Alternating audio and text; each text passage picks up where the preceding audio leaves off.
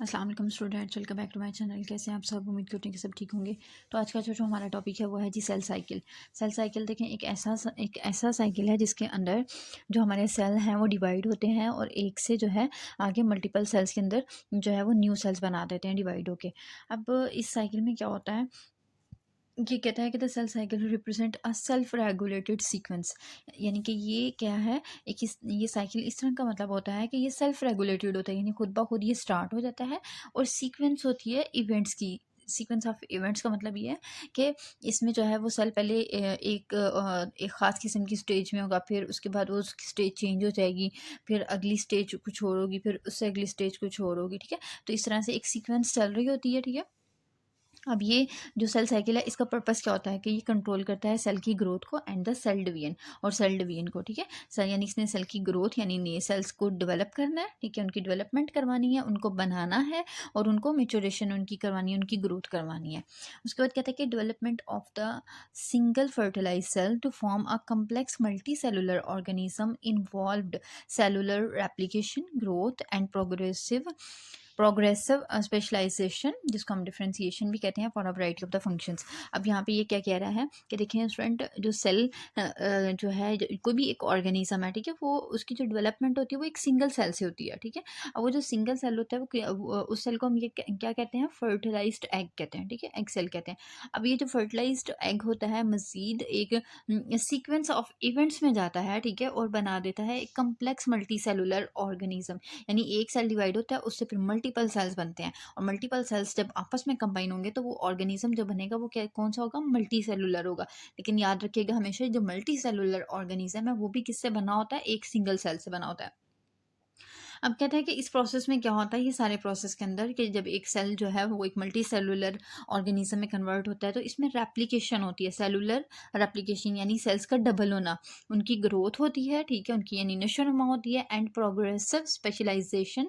और फिर उसके बाद एक ही सेल जो है यानी उनको डिफरेंट टाइप्स में बना दिया जाता है। अब ये आप देखिए, हमारी पूरी बॉडी स्टूडेंट किसकी बनी हुई है, सेल्स की बनी हुई है। हमारी आइज़ में सेल है, हमारी हमारी आइज़ मतलब सेल की बनी होती है, हमारे मसल सेल के बने होते हैं, हमारी हड्डियां सेल्स की बनी होती हैं, हमारे ऑर्गन्स जो है उनके अंदर सेल्स हैं। तो हर जगह पे सेल्स जो है वो प्रेजेंट है। बेसिक यूनिट जो हमारी बॉडी की है वो क्या है, सेल है। तो डिफरेंट तरह के सेल्स होते हैं डिफरेंट जगहों पे। ठीक है, अब फिर बना तो वो एक, जैसे अभी बात की कि एक सिंगल सेल होता है जो कि एक मल्टीपल ऑर्गेनिज्म बना देता है, मल्टी सेलुलर बना देता है। तो अब उसके अंदर डिफरेंट तरह के सेल होते हैं। ठीक है, अब उनको एक सेल से मजीद डिवीजन होकर आगे उनको मल्टीपल या डिफरेंट स्टेजेस में कन्वर्ट करना। ठीक है, उनके डिफरेंट टाइप्स बनाना है, ये जो प्रोसेस होता है ये क्या कहलाता है, डिफरेंशिएशन। ठीक है, for a variety of the function, बहुत सारे फंक्शंस के हिसाब से, यानी कहीं पे सेल्स ने जो है वो कॉन्ट्रेक्शन करवानी है, कहीं रिलैक्सेशन करवानी है, कहीं डाइजेशन करवानी है, कहीं मूवमेंट करवानी है।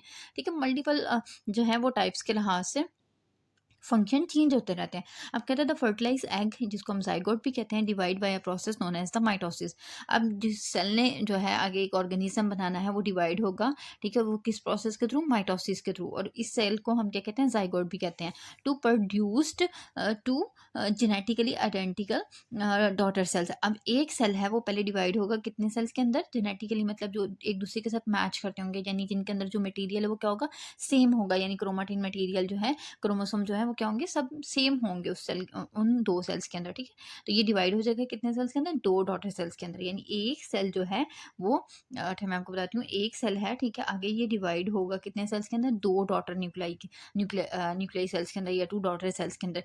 जो चीज़ें इनके अंदर प्रेजेंट है वही चीज़ें सेम जो है इन दोनों सेल्स के अंदर प्रेजेंट होंगी। ठीक है, each of which divide to produce two more cells, more daughter cell and so on। अब जैसे एक सेल था वो डिवाइड होके किसमें कन्वर्ट हो गया, दो सेल्स के अंदर।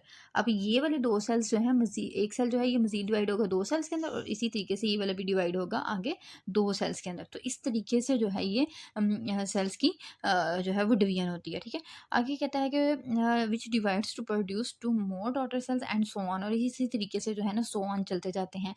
सम of these daughter cell progressively specialize and eventually produce the terminally differentiated cell of mature tissues। अब कहता है कि ये जो सेल हैं, डॉटर सेल्स हैं, ये स्पेशलाइज्ड होंगे यानी कन्वर्ट होंगे एक स्पेशलाइज्ड टाइप के अंदर। ठीक है, और वो जो सेल्स हैं वो कहाँ पे जाके लगेंगे, मेच्योर टिश्यूज़ के अंदर। ठीक है, टिश्यूज़ बना देंगे, वो मसल सेल्स बना देंगे, सच एज या फिर आपके स्किन के सेल्स बना देंगे, ठीक है। यानी डिफरेंशिएट होके, टर्मिनली डिफरेंशिएट होके वो क्या बनाएंगे, मेच्योर टिश्यूज बनाएंगे, ठीक है। मसल्स के अंदर चले जाएंगे या फिर स्किन सेल्स के अंदर चले जाएंगे। उसके बाद कहते हैं कि मोस्ट टिश्यूज, ठीक है, tissues however retain a population of relatively undifferentiated sales.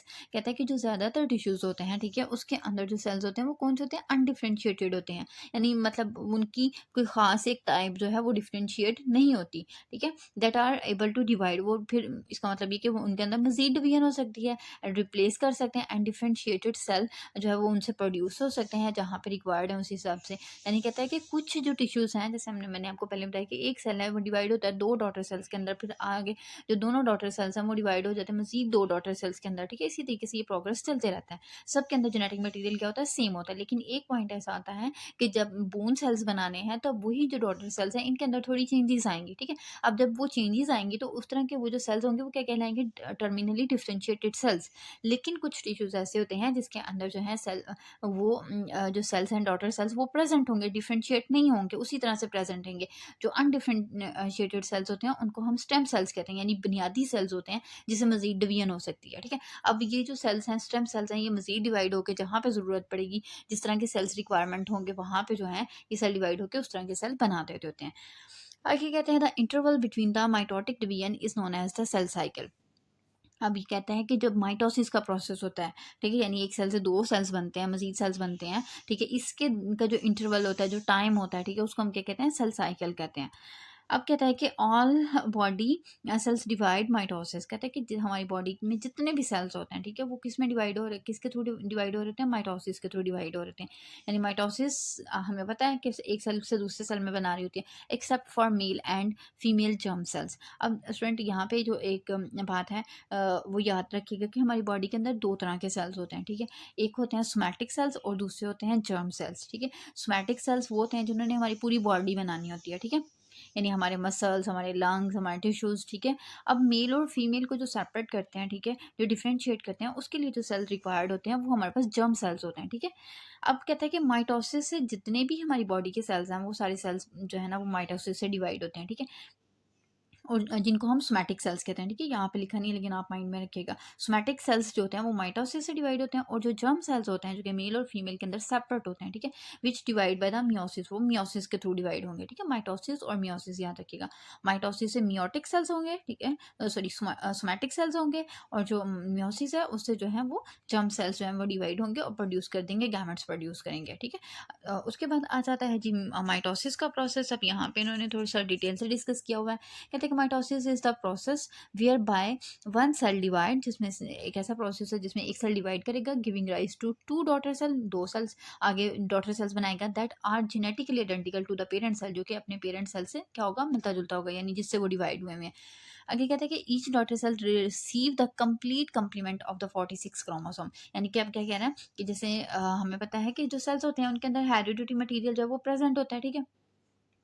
अब कहते हैं कि जब ये डॉटर सेल डिवाइड होते हैं ना, ठीक है, वो क्या करते हैं, ये दो सेल में बने। अब ये दो दो जो है ना डॉटर सेल्स 46 पेयर की शक्ल में जो है ना ये हमारे पास क्रोमोसोम्स जो होते हैं वो इसके दोनों सेल्स के अंदर सेपरेटली आते हैं। 46 इसके अंदर होंगे, 46 इसके अंदर होंगे, ठीक है। लेकिन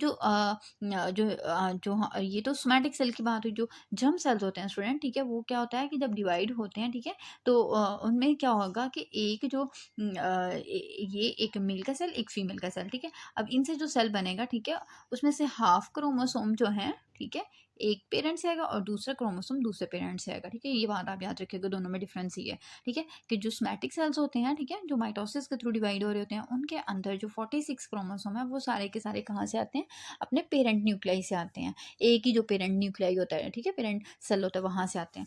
उसके बाद कहता है कि before a cell enter the mitosis, कहता है कि जैसे ही सेल ने माइटोसिस में के लिए जाना है उससे पहले कुछ प्रोसेस होता है, यानी सेल ने अब जारी बात है डिवाइड करना है, तो अपने डिवाइड होना है तो उसने कुछ ना कुछ तैयारी करनी है, ठीक है। उसमें वो क्या करेगा, कि ईच क्रोमोसोम रेप्लिकेट, ठीक है, हर क्रोमोसोम क्या करेगा, रेप्लिकेट करेगा इट्स डीऑक्सीराइबो न्यूक्लिक एसिड यानी कि डीएनए जो है, ठीक है, यानी उसमें जो क्रोमोसोम है डीएनए वो क्या करेंगे, रेप्लिकेट करेंगे। रेप्लिकेट का क्या मतलब है, डिवाइड होंगे। क्यों डिवाइड होंगे, क्योंकि उन्होंने अपने दोनों डॉटर सेल्स को जो है ना वो पूरे पूरे क्रोमोसोम्स देने हैं। फिर कहते हैं कि ड्यूरिंग दिस रेप्लिकेशन फेज, यानी ये जो फेज है जिसमें क्रोमोसोम रेप्लिकेट करेंगे, इसको हम फेज को क्या कहते हैं, रेप्लिकेशन फेज कहते हैं।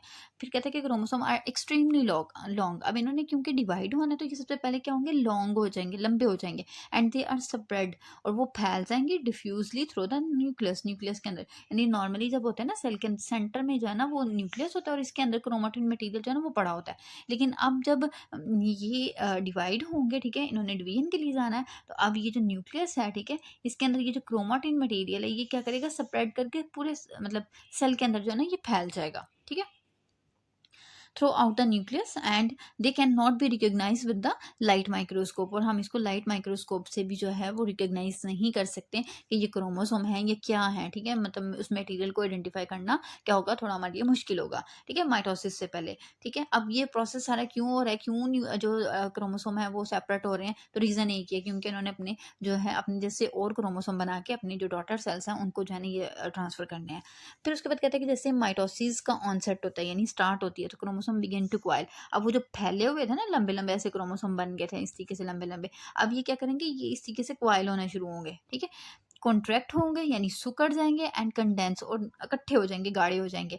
And these event mark the beginning of the process. जब ये वाला काम स्टार्ट होगा यानी माइटोसिस स्टार्ट हुई, क्रोमोसोम्स ने क्वाइल होना शुरू कर दिया, कॉन्ट्रैक्ट होना शुरू कर दिया, कंडेंस होना शुरू कर दिया, तो ये इंडिकेशन होगी कि अब प्रोफेज जो है वो स्टार्ट हो चुका हुआ है, ठीक है। Each chromosome now consist of 2 parallel सब यूनिट। अब यानी कि क्रोमोसोम चूंकि डिवाइड हो चुके हैं तो इन अब क्या होंगे कि इनके पास 2 पैरेलल सब यूनिट्स होंगे, ठीक है, हर क्रोमोसोम के साथ। उनको हम क्या कहेंगे, क्रोमाटिड कहेंगे। They are joint at a narrow region, ठीक है, और वो दोनों के दोनों आपस में ज्वाइंट होंगे। पहले क्रोमोसोम मतलब इस तरीके से था, इस शक्ल में था, ठीक है। अब क्या हुआ कि हर क्रोमोसोम ने इस तरीके से अपने साथ ऐसे करके एक पेयर और बना लिया, ठीक है, ये दोनों अब जुड़े हुए क्रोमोसोम हो गए हैं। अब कहता है कि ये each chromosome consist of 2 parallel सब यूनिट्स कॉल्ड क्रोमाटिड, ठीक है, इस तरीके से एक सेल 2 पेयर्स जो है ना हमारे पास बन जाएंगे, 2 क्रोमोसोम के पेयर। अब ये दोनों के दोनों क्या होंगे, एक पॉइंट से या इस वाले पॉइंट से क्या होंगे, जुड़े हुए होंगे, ठीक है, that are joint at a narrow region common to both, ठीक है, जो कि दोनों के लिए क्या होगा, कॉमन होगा, यहाँ से दोनों जुड़े होंगे, ठीक है। तो इस पॉइंट को हम क्या कहते हैं, सेंट्रोमेयर कहते हैं। क्या कहते हैं इसको, सेंट्रोमेयर। ये वाला जो पॉइंट है जहाँ से दोनों यानी ये पहले एक सिंगल क्रोमोसोम पड़ा हुआ था, फिर इसने अपने जैसा एक और बना दिया, ठीक है, ये वाला, ठीक है, ये दोनों बना दिया अपने जैसे एक साथ। अब ये क्यों बनाए हैं, क्योंकि इन्होंने ये दे देना है डॉटर सेल को, लेकिन ये इससे पहले ये इसके साथ जुड़े हुए हैं, ठीक है, दोनों आपस में कंबाइन है। तो ये जो कंबाइन है जिस पॉइंट पे, इसको हम क्या कहते हैं, सेंट्रोमियर कहते हैं, ठीक है। उसके बाद कहता है जी, थ्रो आउट द प्रोफेस, कहता है कि जैसे प्रोफेस स्टार्ट हो रहा है, चल रहा है, the chromosome continue to condense, तो क्रोमोसोम और जो है वो कंडेंस होना शुरू हो जाएंगे, सुकड़ना शुरू हो जाएंगे, छोटे हो जाएंगे, थिकन हो जाएंगे, गाढ़े हो जाएंगे। And only at the pro metaphase do the chromatid become distinguishable. लेकिन कहता है कि जब ये इकट्ठे होते जाएंगे फिर उसके बाद जो है जो फेज स्टार्ट होगा वो कौन सा होगा, प्रो मेटाफेज, यानी कि प्रो फेज के बाद जो स्टार्ट होना है वो कौन सा होगा, मेटाफेज होगा या प्रो मेटाफेज कहेंगे, ठीक है। उसमें क्या होगा कि अब ये हमें थोड़े से डिस्टिंग्विशेबल होंगे। पहले हमने जैसे देखा ना कि हमें ये मतलब पता नहीं लग रहा था न्यूक्लियस के अंदर ये स्प्रेड हो गया था, ठीक है, समझ नहीं आ रही था, माइक्रोस्कोप के थ्रू भी इसको रिकॉग्नाइज नहीं कर पा रहे थे, लेकिन अब हम इनको रिकॉग्नाइज कर सकते हैं। जब ये रिकॉग्नाइज करने के काबिल हो जाएंगे, इस तरह से हमें हमारी समझ में आना शुरू हो जाएंगे, तो ये इंडिकेशन है कि अब प्रो मेटाफेज स्टार्ट हो गया हुआ है। फिर कहता है जी उसके बाद ड्यूरिंग मेटाफेज, अब प्रो मेटाफेज के बाद मेटाफेज स्टार्ट होगा, तो chromosome line up in the equatorial plate. अब क्रोमोसोम्स ने जो है एक जगह पे जो है ना वो इकट्ठे होना शुरू हो जाना है, ठीक है, एक जगह पे। और जिस जगह पे वो इकट्ठे होते हैं उनको हम क्या कहते हैं, इक्वेटोरियल प्लेन कहते हैं। आगे मैं डायग्राम में आपको बताऊंगी। And their double structure is clearly visible, अब ये हमें क्लियरली नजर आएंगे। Each is attach by the microtubule. अब यहाँ पे एक और ऑर्गेनेली होती है जिसको माइक्रोट्यूबल्स कहते हैं, ये साइटोप्लाज्म के अंदर प्रेजेंट होती है।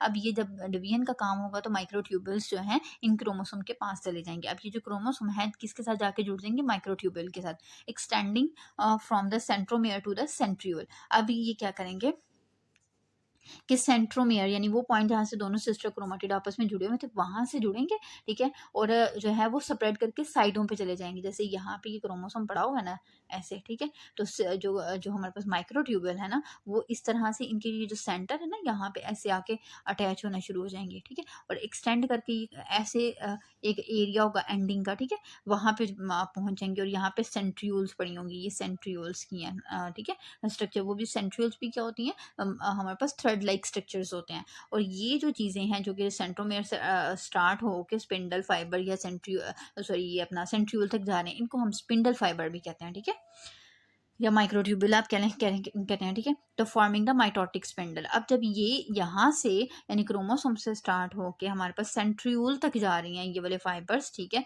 तो इनको हम क्या कहेंगे, माइटोटिक स्पिंडल कहेंगे, ठीक है। स्पिंडल का मतलब होता है थ्रेड लाइक स्ट्रक्चर। उसके बाद कहता है यहाँ पे डायग्राम में ये देखें स्टूडेंट, ये जो पहला फेज था ना प्रोफेज, यहाँ पे ये देखें कि ये सेल का क्या था, न्यूक्लियस है, ये वाला एरिया जो है ये क्या है, न्यूक्लियस है। इसके अंदर ये जो है ना क्रोमोसोम इस तरीके से ये देखें थ्रेड लाइक स्ट्रक्चर में पड़े हुए हैं। ये जो साइड में हमें दिखाई दे रहा है ना ये सेंट्रियोल है, ठीक है, ये न्यूक्लियस के अंदर साइटोप्लाज्म के अंदर प्रेजेंट है। अब उसके बाद क्या हुआ कि जैसे ही प्रोमेटाफेज स्टार्ट हुआ तो ये जो है हमारे पास जो क्रोमोसोम्स थे इन्होंने अपने जैसे एक और अपने साथ बना लिए। ये देखें, ये जैसे आप देखें कि ये जो फाइबर पहले सिंगल सिंगल था अब दो दो हो गए। अब ये आपको एक छोटा सा सर्कल भी ऐसे इनके साथ जो है ना वो नज़र आ रहा होगा, इस तरीके से ये दो बने हुए हैं, ठीक है, ऐसे, ठीक है। तो ये वाला जो पॉइंट है इसको हमने हमने क्या कहा था, सेंट्रोमियर कहा था। अब यहाँ पे ये जो सेंट्रियोल्स है ना अब ये भी थोड़े से लंबे हो गए हैं, ठीक है, ये एक सेंट्रियोल यहाँ पे प्रेजेंट है, एक सेंट्रियोल यहाँ पे प्रेजेंट है। अब इन्होंने भी क्या कर लिया, अपनी लेंथ को बढ़ा लिया है। अब जब लेंथ को बढ़ाया, ये कौन सा फेज है हमारे पास, प्रोमेटाफेज है, यानी इसमें सेंट्रियोल ने रोल दिखाना है और साथ में जो प्रोमेटाफेज है इसके अंदर जो हमारे पास क्रोमोसोम्स थे वो डबल होके शॉर्टन हो जाएंगे, थिकन हो जाएंगे। अब जब जैसे ही मेटाफेज स्टार्ट होगा तो मेटाफेज में आप देखें कि क्रोमोसोम्स ने अपने आप को अलाइन कर लिया है दरमियान में, ठीक है, यानी अब ये वाला जो पॉइंट है जहाँ पे इन्होंने अलाइन किया हुआ ये हमारे पास क्या कहलाएगी, इक्वेटोरियल प्लेन कहलाएगा या प्लेट कहलाएगी इसको, ठीक है। अब यहाँ पे ये जब डबल स्ट्रैंडेड हो गए तो इनके सेंट्रोमियर से ये आप देखें कि ग्रे कलर की लाइनें निकल रही हैं, ठीक है, जो जाके अटैच हो रही हैं कहाँ पे, हमारे पास सेंट्रियोल्स के साथ, ठीक है। अब ये जो लाइनें हैं, ठीक है, जो कि अटैच कर रही हैं क्रोमोसोम को सेंट्रियोल के साथ, तो इनको हम क्या कहते हैं, माइटोटिक स्पेंडल कहते हैं, ठीक है। आगे देखते हैं जी, ये क्या कह रहा है कि soon the centromere of each chromosome divide, सोनता centromere of each chromosome divide, कहता है कि सेंट्रोमियर भी जो है वो डिवाइड करेगा, marking the beginning of the anaphase. अब अगला फेज जो स्टार्ट होगा वो हमारे पास क्या होगा जी, एनाफेज होगा, यानी मेटाफेज के बाद कौन सा स्टार्ट हो रहा है, एनाफेज। अब इसमें भी क्या होगा कि ये जो जो सिस्टर क्रोमाटिड थे आपस में अटैच थे, यहाँ पे आके क्या हो गया, ये दोनों दोबारा से सेपरेट हो गए और इनके दरमियान में भी जो है वो स्पिंडल फाइबर्स आ गए, यानी स्पिंडल फाइबर्स ने इनको क्या कर दिया, सेपरेट कर दिया सिस्टर क्रोमाटिड को। अब कहते हैं कि क्रोमोसोम मजीद डिवाइड हो जाएंगे, ये देखें, ठीक है, सेपरेट हो गए, and marking the beginning of the anaphase, ठीक है, एनाफेज स्टार्ट हो जाएगा, followed by the migration of the chromatids to the opposite pole of the spindle. तो जो क्रोमाटिड्स हैं अब क्योंकि ये सेपरेट हो गए हैं, पहले इकट्ठे तो हमने इनको क्रोमोसोम बोला, अब ये सेपरेट हो गए तो इनको हम क्या कहते हैं जी, क्रोमाटिड कहते हैं। दोनों के दोनों अपोजिट साइड पे जो है वो क्या करेंगी, मूव कर जाएंगी। उसके बाद कहता है कि फाइनली ड्यूरिंग द टीलोफेज, अब उसके बाद जो है हमारे पास जो एनाफेज है वो कंप्लीट हो गया, अब टीलोफेज स्टार्ट होगा, तो कहते हैं कि इसमें क्रोमोसोम अनकॉइल होंगे, लेंथन होंगे एंड न्यूक्लियर इन्वेलप रिफॉर्म। अब दोबारा से जो है जो क्रोमोसोम थे, ये देखें यहाँ पे टीलोफेज में देखें कि क्रोमोसोम जो है वो अनकॉइल हो गए हैं, ठीक है, पहले जैसे कॉइल्ड होके कंडेंस हो गए थे, छोटे हो गए थे, ठीक है, अब इसमें दोबारा से इनकी लेंथ में देखें इजाफा हो गया, ठीक है, ये टीलोफेज के अंदर यहाँ पे, ठीक है। उसके बाद कहते हैं lengthen and nuclear envelope reform, अब इनके इर्द गिर्द एक न्यूक्लियर एक इन्वेलप जो है वो बन जाएगा, एंड द साइटोप्लाज्म डिवाइड, और साइटोप्लाज्म इसमें क्या होगा, डबल हो जाएगा, डिवाइड हो जाएगा, क्योंकि न्यूक्लियर इन्वेलप बना है, ठीक है, और साथ में साइटोप्लाज्म जो है जिसके अंदर ये सारा प्रोसेस हो रहा था वो भी क्या हो जाएगा, डिवाइड हो जाएगा। उसके बाद कहता है कि each daughter cell receive half of all double chromosome material, ठीक है, यानी दोनों सेल्स हैं, ठीक है, जो डॉटर सेल्स हैं, आधे क्रोमोसोम मतलब एक के पास चले जाएंगे और आधे एक के पास चले जाएंगे, यानी 46 एक के पास, दूसरे के पास भी 46 आएंगे। Thus maintain the same number of the chromosome as the mother cell, और यानी कि मदर सेल के अंदर जितने क्रोमोसोम्स थे, ठीक है, उतने ही जो है वो आधे आधे डिवाइड होंगे। जैसे अब ये डॉटर सेल है, टीलोफेज एंड हुआ, ठीक है, ये दो सेपरेट सेल्स बने हमारे पास, ठीक है, इनके अंदर ये येलोइश कलर का अपना साइटोप्लाज्म आ गया और अपने सिस्टर क्रोमाटिड आ गया, ठीक है, हाँ, एक ही मतलब इक्वल अमाउंट में जो है वो डिस्ट्रीब्यूट हो गया। तो ये था स्टूडेंट आज का हमारा टॉपिक माइटोसिस का।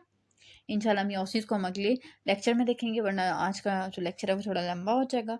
अपनी दुआओं में याद रखिएगा और चैनल को शेयर कर दिया करें, सब्सक्राइब कर दिया करें और वीडियो को लाइक कर दिया करें। अपनी दुआओं में याद रखें। अल्लाह हाफ़िज़।